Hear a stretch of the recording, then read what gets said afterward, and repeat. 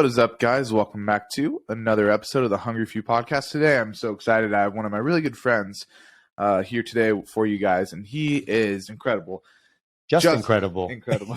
I took it away from you. Sorry. There you go.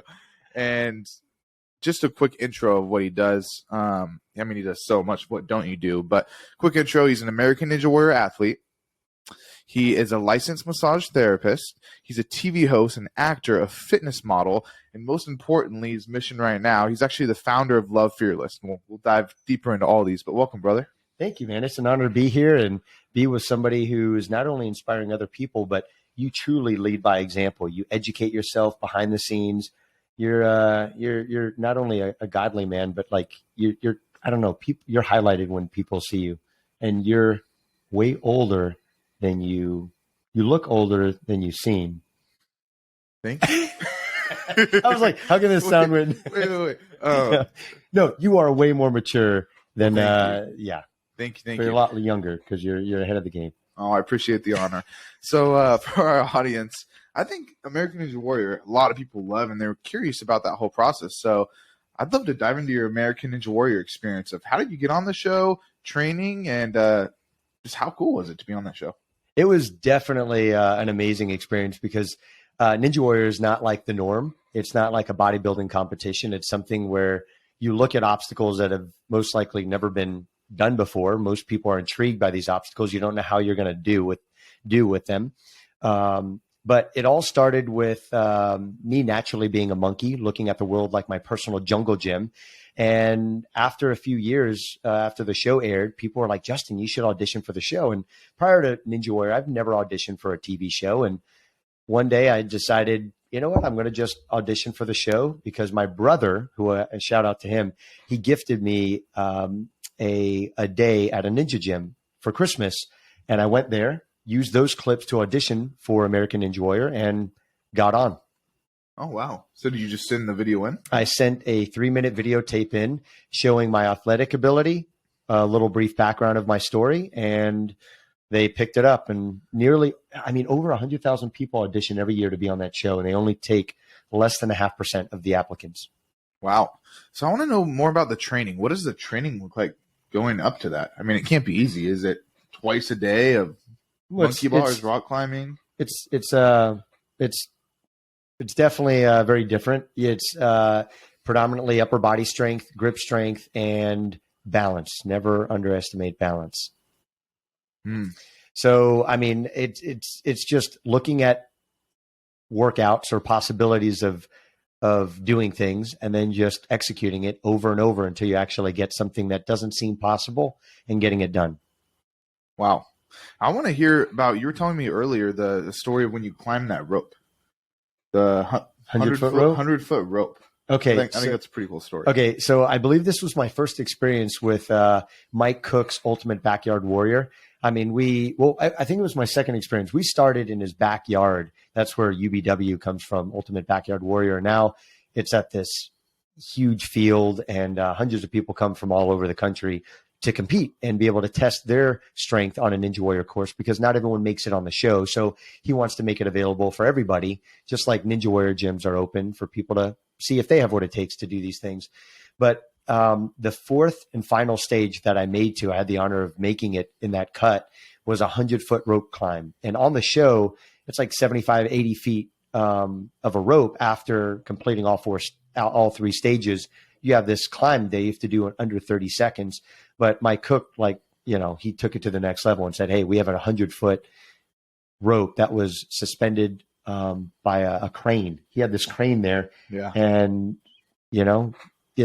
people ask me, what happens if you fall? Well, you're in a harness. So it's just like on the show, but that was honestly one of the hardest climbs because I didn't have any socks on. And I was climbing this rope. And one thing you realize quickly is after 50 feet, that rope gets heavier and heavier because it's sliding. You have such friction every time you lift your leg up. It's just grinding. And I had some severe burns from that climb. So not only every inch that I was pulling up did I feel that burn, which maybe I'll post a clip maybe up here. We'll see if we can add that in. But it was definitely real, and just the strain on my body to be able to get up there. Yeah. But I made it. So that's all that matters. I won't tell you the time it took. Definitely definitely over a minute, but I made it. Yeah, I bet that would be brutal, and the leg pain too would suck. Kind of like the workout yesterday. It was Yes, brutal. yes. Shout out to Quest Hawk and the Wolfpack if anybody's listening to that. It's a workout we do on Tuesdays, and it is absolutely brutal. So if you're in San Diego, go ahead and either DM me or Justin. We'll get you connected into that as well. But I want to move on to, you went from American Ninja Warrior being on a TV show to TV host. I want to talk about your TV hosting career. How did you get involved with that? How did you get connected within the TV, the entertainment world? So first of all, I never thought to myself that, hey, I want to be a TV host. That never came up. I was big into fitness, and I thought, well, one day maybe I can become a fitness model. So I used that as a platform, did some commercials, eventually got on board with the Home Shopping Network, doing some fitness modeling. And it wasn't until I started working with Mario Lopez on one of his Body by Jake machines that I thought maybe one day I can become a host like him. He started off doing some acting, and I was dabbling in some acting then. And I thought, man, that would freak me out to be a TV host because it's live. HSN is live national TV selling something, and intrigued me to push past something that would, that honestly intimidated me. So from that experience, I started seeking help. I actually, one of the TV hosts, I offered trading some services. I've been a licensed massage therapist for almost 20 years now. And I said, hey, if you can use some recovery, in exchange for teaching me, some hosting skills. And through that, I think it was like my 5th training session with him. I got my first audition to become to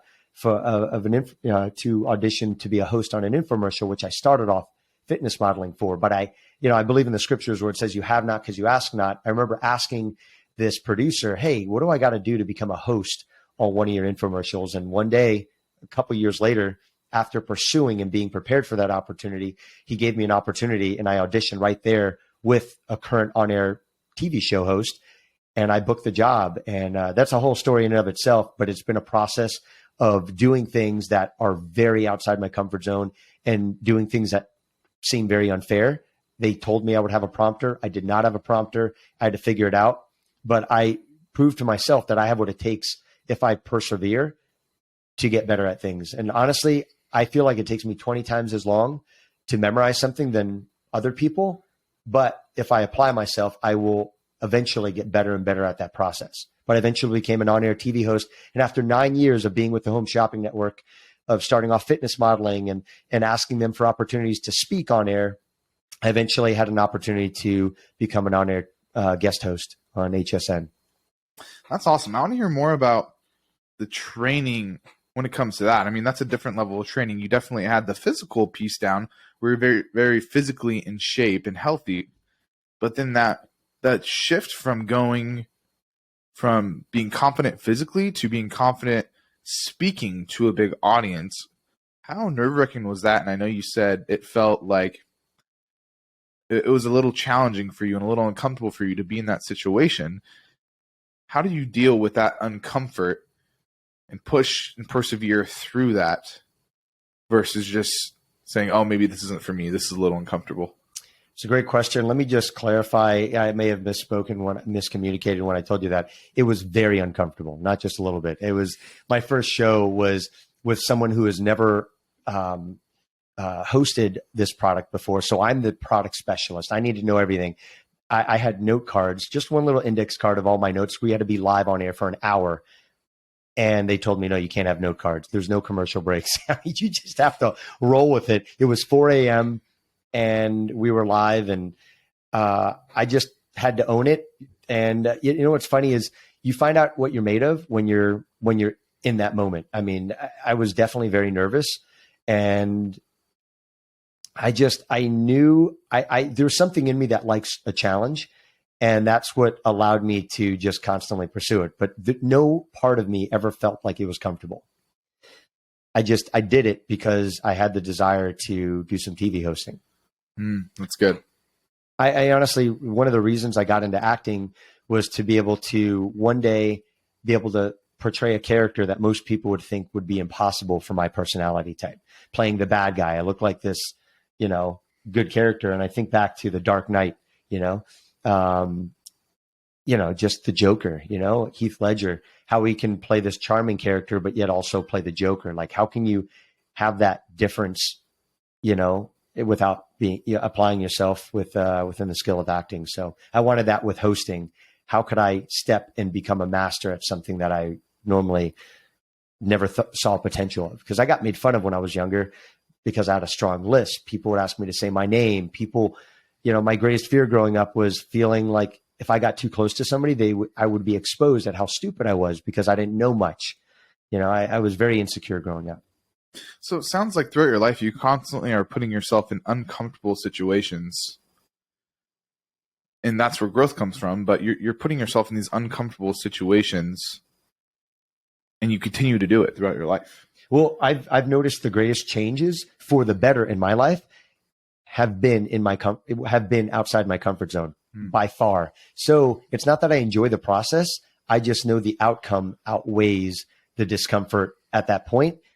But, I know a lot of the fear can really test why you want to get it, why you want to persevere in a certain industry. And I believe we're called to step up, to level up. And I have to keep my eyes on people that do well in the industry and look under there are like hints of how people have become successful through books or through meeting these people in person. And they persevere through these hard things. So I have to remember what they did. I have to be willing to pursue myself if I want to eventually get there and not be common. How do you expose yourself to those people that have already been there and done what you want to do? I believe there's a price to that, whether it's investing into a mastermind, taking time out of your schedule where you want to do other things, but you shave out time to listen to podcasts. I'm not really a podcast guy, but I know Audible. That's the way I prefer to learn, or in person. But sometimes you're not around these people that you want to be around, so you have to watch their podcast or read their book. So you've actually been a big inspiration in Audible. And I personally do that either while I'm running or driving, but I have to sacrifice not talking to friends or doing other things in the car, like listening to music. I have to sacrifice that to educate myself in other areas, which doesn't feel like something I want to do, but I know it's going to help me grow. That's good. I want to transition into your massage therapy business, and your business is one of the top % of businesses when it comes to massage therapy within the United States. And not very many people can charge the rates you charge at $300 plus an hour. How are you able to charge such a premium and have no problem fully booking up your schedule? Yeah, I'm super passionate about this because I've been doing this for nearly 20 years. You need to know your value. That's number one. And nobody can tell you what that is but yourself. I've applied myself. I know what it takes to try a million things and know that they don't work. So I've been there. I know my value, honestly. I've started off charging $60 an hour, went up to 80, and then was afraid to make that jump from 80 to 100, fearing that I would lose clients. But those weren't the clients that I wanted long-term. But you have to take a chance. You have to be willing to lose clients in order to gain a whole new, demographic of clients where they're paying higher value. But you don't know until you try. But I know what it takes to be able to charge $300 plus an hour, but know that I have the quality, the background, and the expertise to be able to deliver a session that is able to help people get better. So that's good. So what I'm hearing you say is it's a different clientele as well. So not only when you raise your prices are you making more money, but you also get a higher quality client as well. Yeah, clients that typically get a massage that they're paying over $300 an hour doesn't mean they're not wealthy. I have a lot of wealthy clients when I raised my rates, and they're like, "Why would I ever pay that?" They're just not used to that. But I tell them, until you've tried what I offer, you're never gonna know. And I know I can deliver that. I pride myself in giving people the best massage they've ever had, and it's not just the quality. I'm not saying I'm the best therapist in the world. There are many talented people out there. I know I can offer quality. I know I can offer making them feel comfortable on the table. And I I use the highest grade equipment, highest products. Everything I do is to a high standard, from the way I contact them, the way I follow up with them, the way I show up, the way I dress. Everything is a premium, and they know the difference. You stand out. I am that hungry few that stands out in the massage therapy industry. And, I deserve to be paid higher because I know I'm called to do other things, and I can't spread myself too thin. I've been there where I've done 12 plus hours of massage in a single day. I've had over 20 clients in a single week where they're 90, 120-minute sessions. I've been so busy, but you get to a point where you're capped. I need to raise my rates. That's good. So you actually touched on the hungry few there for a second. One of the questions I love to ask is, why are you one of the hungry few? Why do you refuse to settle when it's so much easier just to say, oh, I've already accomplished this. I've already done this. I'm good. Because I want to grow. Yeah. I think of Martha Stewart, where she had an amazing pie. This is one of her stories. She had a great recipe for a pie. I think it was like $12 back in the day. And one day she decided she was going to charge $50. And then it became a thing. People were like, oh man, like $50. Why would you? And then they tried it and they're like, wow, this is great. And it became the thing where people were like, man, have you tried her $50 pie? And all of a sudden people were buying it. And she didn't do anything different with the recipe. It was the same thing. She knew the quality was there. She raised the rate. So naturally people associate a high price with more value and use that to your advantage, but knowing that you have to make sure you're delivering something of value, and you have to know your value as well. Because a lot of times people will buy your product because of the confidence. You need to know for yourself, not that you're scamming somebody. I never believe in charging something that you're not worth, but knowing that if somebody is willing to pay for it, you have to know for yourself that there's enough quality and value there that they're going to want to come back. If you have that, then you have a successful model. That's good. That's really good. So I want to transition over to, you touched a little bit on overcoming fear, on why you want to keep growing and why you intentionally put yourself in situations that aren't comfortable because you know the outcome, and the outcome of putting yourself in fear and overcoming fear, putting yourself in uncomfortable positions, is going to be growth. I want to hear more about your stories of overcoming fear and how you've kind of transitioned your life and your uncomfortable things that you've dove into and your fears that you conquered, and how you transition that into Love Fearless and your mission going on now. Well, I'll start by asking you guys a question, those of you who are listening. Have you ever been limited by fear? And think about for a second what your greatest fear is right now. The one that maybe it's talking to a loved one and opening up about a story that you've never shared with them. Maybe there's something that is in you that you want to do, but you're too ashamed to open up about what that is because maybe you don't believe you have what it takes to get there, or maybe you don't feel like you're good enough, smart enough, more beautiful enough to do something. We are all called to do something different. We're all called to be the hungry few. God made us very unique. Why should we be common?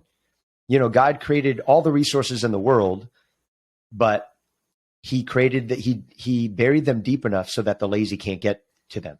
You have to know who you are, what you're called to do, know what your gifts and talents are, and cultivate them. At the end of our life, God, I believe, is going to ask us, were you a good steward of what I gifted you with? I want to be able to answer yes to that. But here's the thing. Why be a fear overcomer? Well, you need to be a fear overcomer if you have faith. Faith and fear are complete opposites. If you want to overcome something, you need faith. I believe at the essence of who we are, we need to tap into faith. Or, if I were to ask you what your deepest fear was, and if you were to be bold enough to overcome it on your own, I would challenge you that you may not have what it takes to do that if you didn't have faith. Or else you'd be God, in my opinion. I think there's an element of faith that we all need. That's the way we were created. And I think God just has a missing piece that he wants you to realize, that you're not supposed to be self-sustainable. You need that element of faith. And your faith is tested when you have fear, and you have to figure out, what do I believe in? Who do I believe is going to win in that battle? And I can go on and on about how I overcame fear of sharks and all that stuff. I would love to hear more about that. How did you overcome? Fear of sharks is a common fear. How did you overcome that?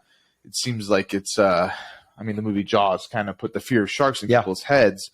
where people are just terrified of these creatures, and they'll be in a swimming pool and be thinking about it. They won't close their eyes in the swimming pool or won't go swimming in a pool because of their fear of sharks. Mhm. So how were you able to break through that fear? It's funny how even from the beginning of Jaws, how the influence of media has on people. Before that, nobody had that. I mean, that global scale of fear of sharks. It's just such a rare thing. But I grew up with my dad watching Jaws, that generation, and that naturally carried down into, how he would raise us and say, hey, this is the shark's territory. He loved us. He didn't want us to get in the water. But I also saw people who grew up in the water, and they swam in the water, and they didn't seem to have a fear of sharks at all. But me, I was the guy who would be in my teenage years and jump on somebody if I felt something by my feet. So to answer your question, why I chose to overcome that is because I wanted to live a life of freedom that other people had that I couldn't even imagine having because I didn't see it was possible. But I chose to surround myself with people like that and chose to be vulnerable enough to listen to what they would give me guidance on. And I remember going on a jet ski with a friend, and there were a bunch of dolphins around. He knew I wanted to overcome this fear, and he said, jump in the water. And I was like, God, this is horrible. Like, Yeah. you hear that dolphins can kill sharks, but I'm like, I didn't know, but I needed to listen to him. He gave me baby steps of things that I can do that would help me eventually make steps toward overcoming my fear of sharks. And it was over a 10-year period of making these baby steps, being in the water, doing things afraid, that eventually I got to a real point in my life. And I said, God, I don't want to be crippled by and paralyzed by fear of sharks the rest of my life. So I made a deal with God. I said, God, I want to overcome this fear right now, tonight. And I really felt, I can't explain it, but I really felt God's presence saying, I will help you overcome that if you want to. And I said, okay, God, I'm doing it. And I realized if you're going to overcome your fear, you have to be able to face it head on. And I knew the worst fear of my life at that point that I can do that day would be to jump off my dock in the Duboca Ciega Bay, where there are bull sharks. And in fact, 10 years prior to this was about 7 years ago, somebody jumped onto a bull shark and died. But on that same body of water, and there are bull sharks, it's murky water, it's the intercoastal. But I knew my worst fear would be to jump off my dock at midnight and swim across the canal and go back and come back by myself.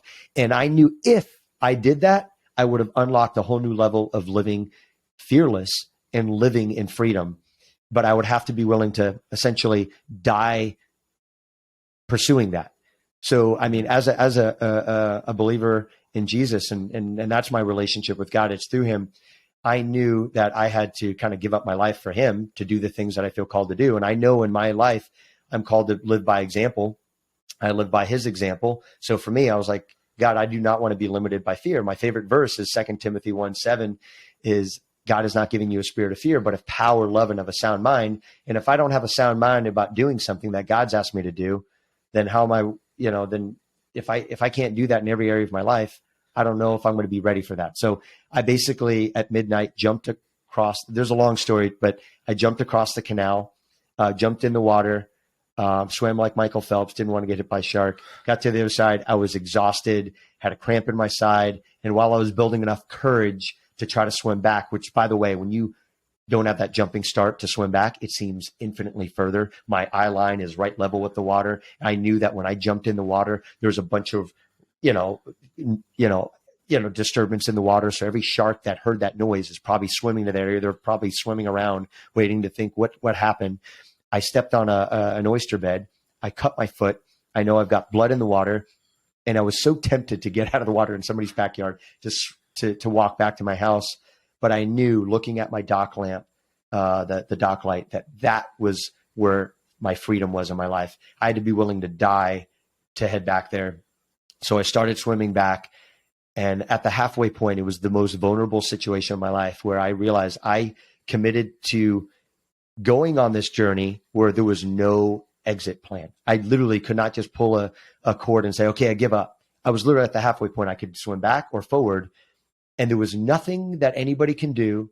It was just me, the elements, and God, if you're there to protect me, but nobody could do anything to help me. And I just had to, for the next couple minutes to finish up that swim, I had to swim like an injured fish, knowing that if a shark were to hit me, I wouldn't have enough strength because I was mentally and physically so exhausted. I probably couldn't even punch I just knew I just had to just do it. And when I got to the end of the dock, I learned two things. First of all, when I got to the end, God blessed me with bioluminescence. everything around me was glowing blue, and it did not happen during my swim or even on the other side of the dock, but right by the dock, it was glowing all blue. These blue beads were glowing. I knew that was a sign from God saying, I'm proud of you, because he knew the weight in my heart of what I was sacrificing. It was the scariest thing I ever overcame, but I got out of the water. And the biggest lesson I learned from this, and I think anybody can apply this if you guys are faced with fear, and I'll tell you afterward, like some of the 3-step process I go through whenever I try to face a fear, is I realized at that point I overcame my greatest fear, and I thought, oh my gosh, like what does life look like now? And in that moment, I believe, there's good and evil out there. I believe evil right then and there slapped me in the face with fear. And it was a deception, because right now in that moment, I felt like being fearless would be doing the same thing again without being afraid. I thought that's what fearless was at that point. That was my goal of overcoming it. And I instantly felt defeated. So if you ever pursue overcoming your fear and feel defeated, that could be a deception from the enemy. What I realized was that was the enemy telling me that, oh, you need to be fearless. God spoke up in my heart. The Holy Spirit spoke up and reminded me the fact that you were willing to do it afraid means more than being fearless. And this is what it was like. God was telling me, this is what it's like in your greatest weakness, where I can show up stronger, because I was willing to die. I was willing to do something that I would have never done on my own if it wasn't for that faith. And I conquered that. And just for the heck of it, I jumped off the dock, didn't need to swim across, swam in the water for about 30 seconds and got back out and realized I'm going to apply this to every other area of my life, that if God tells me to do something, even unto death, even unto a broken relationship, even unto losing my job or having to move outside my comfort zone and not knowing the outcome, I'm willing to do it, because I have a peace in my heart that God will protect me. And I will always remember that very scary, lonely swim across the canal and back. But I had to trust. I didn't feel it, but I had to trust that God was with me during that. That's really good. There's something actually you said in there that I took away, and that's when she swam across all the way and you were there, you had that internal battle in your head of, do I really want to swim back? I'm bleeding. I've stirred up all the water. All the sharks are probably going to be right here. Do I really want to do this? I know I committed to it, but do I really want to do this now? And Steve Weatherford was actually just talking about that on his podcast the other day, of just deciding isn't enough, because you can decide you're going to do something, but not actually take the action, not follow through with it. And that's really going to hurt you. It's going to hurt your mindset. It's going to hurt you internally, because then you're breaking that trust with yourself, your self-integrity. And if you don't have self-integrity, how is anyone else going to trust you? How are you going to ever accomplish anything? And so the fact that we actually did cold plunges last night, committed to it, and it was 10 p.m. after a long workout, and we were all tired. We're like, dude, it'd be so nice to just fall asleep right now and maybe have some burritos. Yeah. Let's go get some burritos and watch a movie or something. But no, we committed to it, and so that's another important thing, is community, and why you need other people to keep you accountable. Mm-hmm. But when you have that self-accountability of, no, I committed to this, I'm gonna do it, it boosts your confidence so much. Mm-hmm. And many people don't get to that point. And I feel like it's the reason I swam back. The reason I swam back to my dock and not just retreated was because I knew my mission wasn't accomplished yet. And I feel like a lot of us start something, but we don't finish it, and we never get that satisfaction, and we feel so defeated. We stay there. We need to get out of that funk. If you ever had a funky day, there's nothing more empowering than knowing when you pray, when you call a friend and say, hey, I'm in a funk, you realize you can get out of it if you are just willing to say, hey, I'm vulnerable right now. I'm in a funk. Help me get out of it. When you realize you have the power through your tongue, through your speech, to snap out of funks and to snap out of lack of commitment, you realize you have more authority on this earth than you think. So I realized that just in my faith walk, I know I'm called here for a purpose. I know I'm called here to be able to lead by example, help people overcome fear, help them not live a complacent life. That's one of my missions in life. And I know the way I've been able to do that is kind of like through the example I shared through the overcoming fear of sharks. I had to test my faith over that fear. And sometimes people just need a little helping hand through that. They don't have to go through it alone, but there will be times where you feel all alone, and you have to, trust at the core of who you are. Are you going to rely on old primal instincts, or are you going to rely on the new person inside? If you are a believer in God and feel like you have that close relationship with him, I have that through Jesus, but I mean, everyone's on their own journey, but I'm telling you, some of your deepest, darkest areas where you need help, your friends your friends, self-help books can only do so much, but it's your relationship with Jesus and knowing who you are in him is what helps you break out of that. That's what's helped me break out of my complacency. And if you knew me back then, you would see me as a completely different person. That's why I'm so passionate about this. But you are called to do something in this world. Do it with excellence. You will stand out. And here's the thing. It's not about being the best influencer. It's not about being the president of a company. You may be called to be the best mother of your 3 children ever. And you may never get appreciated as much, but you got to do it because you're doing it unto the Lord. You're doing it because God's called you to do it. And your children may not appreciate and see all the things and affirm you for all the things you're doing, but you got to know in your heart you're doing what you were called to do. When you do that with excellence, then you're able to zoom out and see the big picture that you are part of the greater mission. I try to think of myself as we're naturally selfish, right? How can we learn to be selfish since we're naturally selfish about being selfless? You actually end up getting more because you're part of leaving a legacy. It's more than you. It's about the big picture here. And the older I get, the more I realize I value relationships. I value experiences. And I just don't want to settle. And I don't want to see other people settle in their life because of past hurts, or limiting beliefs. And, not everyone grows up with having the finances to invest in things. But if you have the money to invest, there's a price to pay for that. If you don't have a lot of money, do what you got to do, sacrifice what you have to sacrifice, learn. And then when you learn something and see other people in need, do not be too busy that you can't take time to help them out. That's what Jesus did. And I'm determined to live my life leading by his example. That's good. So I want to get into your 3-step process. What are actionable steps people can take in order to conquer a fear that they have and not just decide, oh yeah, I should break through this fear, but no, I'm going to break this fear. What 3 steps can I take to conquer that fear? Okay, I'll tell you right now. So I'll give you a practical example. I was in Montana and I just finished a beautiful hike and we saw this beautiful open body of water. I didn't know what was in the water. I knew there weren't sharks, but I knew the water was very cold.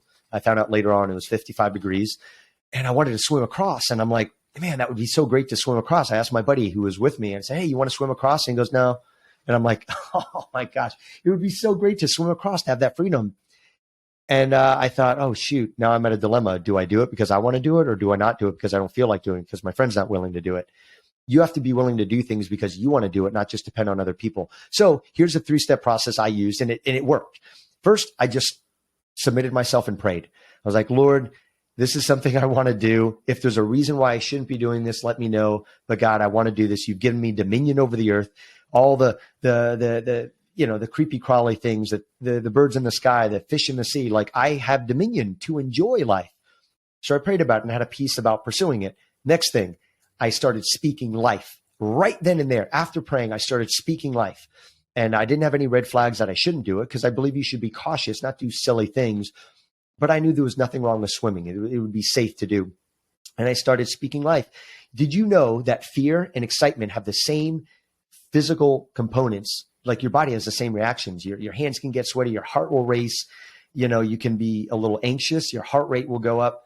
But it's what goes on in your mind is what flips. So right then, speak life, into that situation. So I started making declarations. Say, God, I'm excited to be here. This is amazing. I'm an overcomer. I can do anything I set my mind to. God, you are with me. You are for me. You're not against me. I'm going to overcome this. I'm not alone in this. I can conquer this just like I've overcome over other things. So start speaking and recalling other things. And the third step after speaking life is, cause then it starts to change, things. There's a lot of history on speaking and people praying over things. And there's like a component, there's like a wavelength that can kind of change the dynamic. So anyway, whatever it is, God told us to speak life into a situation. You have the power of life or death.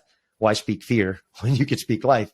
So that can be a topic in and of its own. But the last step for me is to paint the vision of what it would look like if you overcame it. So I started thinking, God, like, how great would it feel to know I actually overcame all this? I was on the other side of that lake and I felt the victory of knowing I did something that I was afraid of. And I could tell other people that, hey, I'm now a leader. I was a pioneer in something, which I naturally love doing. I can bring other people there and say, hey, this is safe. I know it's a little scary, but let me do it with you. Or I can empower them to do what I did. But in my heart, I was just like, dude, it would be so great to look at life with the freedom of knowing if I wanted to do something, I could do it and not allow fear to get in my mind, because I feel like the more you give into fear, it's a cancer. It spreads to every other area of your life, and you end up like those old people who never do anything because they're afraid of things. So again, it's praying about things, speaking life, and painting vision of what it would look like. And I just did it. There was a little obstacle that I didn't realize halfway through that swim, though. There was a little shallow area halfway through. You could see it. It was shallow in the middle. It was a long swim, but I swam to that halfway point and tried to stand up. And I tried about 4 or 5 times. And it looked shallow, but it was too deep for me to stand up. And that's where it got kind of crazy, because it was cold. My muscles were kind of cramping up. And I realized now I'm doing this, but now it's survival. I need to swim. There was no exit strategy. I had to swim to the other side. It's almost like with the shark story. Do I swim back? No, I got to swim forward and hope I don't die. So I was like praying, and I'm like, God, there's no amount of complaining I could have done. I could be like, hey, get over here. I had to walk it out and swim it. And so in that moment, I had to think of things that I learned. Control your breathing, swim, slower strokes. Know that no amount of complaining could help me out of that situation. I had to just apply myself and did it. And man, it felt victorious. And I also personally love that there was like an obstacle. It's like anything in life. You're going to have obstacles, but you have what it takes. Your limits are far beyond what you think they are. If you don't believe me, ask David Goggins in his story of Can't Hurt Me. Oh yeah. He'll school you on that. That's a good one. So you have this passion you carry with you of overcoming fear and helping other people. Like, people are listening to this podcast and they really want to break through that fear. They have this 3-step process now that they can break through this fear. But what if they want to come and do it with you? Are you swimming with sharks anytime soon here? That's a great idea. I think we'll just do that on the 18th of this month. Oh, perfect. Oh, hopefully you're not watching this past that. If not, you still have opportunities to overcome your fear, because I constantly have a community of I have events going on that bring the community together, along with our Love Fearless outreaches, where we reach out to the community with random acts of kindness. But yeah, on June 18th, we're swimming with sharks, with leopard sharks. They're like the dogs of the ocean. They're very gentle, very docile. And we're going to be in La Jolla Shores. And if you're available, it'd be great to have you come there. Are we talking pit bull dogs or? Yeah, the pit bulls that are, no, that's good. No, they're like the lab dogs. Yes. There you go. Yeah, they're not going to hurt you. And I've done my research. I've talked to scuba diving stores that lead teams like this. And I said, is there anything to be aware of or anything I shouldn't do? And they're like, you shouldn't worry about. There's absolutely nothing to worry about. And yeah, but I've never done it before. Only a couple deaths a day from those guys, right? No, a couple of weeks. Oh, a couple of weeks. But it only happens to men. So if you're a woman who's afraid of sharks, realize that sharks are man eaters, not woman eaters. Oh, there you go. Yeah. So any women who are afraid of sharks, you don't really have to be anymore. No, they're completely safe, but we are doing that on the 18th. Yeah, 18th this month. So you want to DM Justin? You want to throw in your Instagram? Yeah, I would say the best way to reach me is through my Instagram, Justin Maina Official. That's MAINA Official. I'll put that in the show notes too. Go ahead and DM him, and you can go ahead and come swimming with sharks with us. And we're joining us at the Chris Stapleton concert tomorrow, and we're going to dance the night away there. That's one of my passions, man. I love dancing. Yeah. Yeah. So if you're afraid to dance, you could learn from Justin as well. Thank you. Well, maybe we'll see. By the way, let me just say one more thing. It honestly, I don't give into my fears as much. I'm not perfect. Sometimes I'm limited by fears, but I don't want to stay there. I want to pursue it and get better.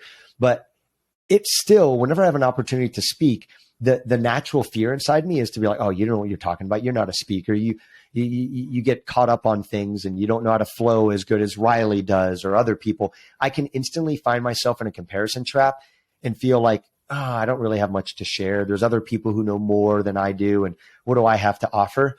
I want to challenge you, just like I'm doing. You have something of value, and just share it. Do it, because you may have somebody who's listening to you that may be only in your circle of influence, that the other people that you're comparing to will never have an opportunity to speak to or reach, but you do. Test that ability, practice it, cultivate that, and eventually you'll get used to being able to speak better. And, I'm just being vulnerable in this journey, but I just want you to know that I constantly am limited by limiting beliefs. But the key is, are you gonna stay there and not do something, or are you gonna make the decision and follow through and actually commit to it, knowing it may not be perfect? The last thing I wanted to just share with you is something a mentor in my life told me. because I auditioned for something and it took me 72 takes to do it. 72. And by the way, he saw the final product. He's like, wow, man, you're awesome. You're a natural. And I said, bro, I just want to be open. It took me 72 takes to do that. And I said, I don't want to be that man who is a 72 take person, because I'm just thinking of like my future self, my future relationships. Like how great would it be to be around that person? Hey, hold on just a second. Let me audition. And then I'm like screwing it up, not only for myself, but they're seeing the behind the scenes guy. We have to live with that behind the scenes guy. I don't want to be that guy. So I sought help and said, what do I do to avoid this? I don't want to be this person. And he said, he gave me 3 tips. He said, hopefully I can remember them. He said, pretend like you're live and you have one shot at it. The second one he said is pretend. So the first one, just to recap, is pretend like you're live and just do your best. You know, the second thing was, when you're doing it, realize that it may not be your best, but it's good enough. A lot of people can limit themselves by thinking, oh, I can do it better. It's good enough. And the third thing he said was, like what I was kind of, which is what I think brought this up, was what he was saying is, you have something to share that may be better than most people have in a particular category. Don't shy away from telling it just because you may not feel like you're an expert at it yet. But if it works for you, if it's something of value, share it, because it may just help somebody. And even if it helps just one, it's worth it. And I think of that as what Jesus did. If he came down here just for one person, he would have done it because he loves you that much. It's an individual relationship we all have with him. And sometimes our life can be changed just by one person's influence. Your influence in one person's life could change so many more people that at the end of our life, we could realize the one person that we invested so much time in that we thought was just a low impact could have created a ripple effect that we may not ever know until maybe after our life. But anyway, that's one little thing I wanted to share. Oh, that's beautiful. That's beautiful. Perfect. Well, dude, thank you so much for coming on the podcast. Thank you all you guys for listening to another episode of the Hungry Few podcast. And we will see you next time on the show. All right. Let's do it.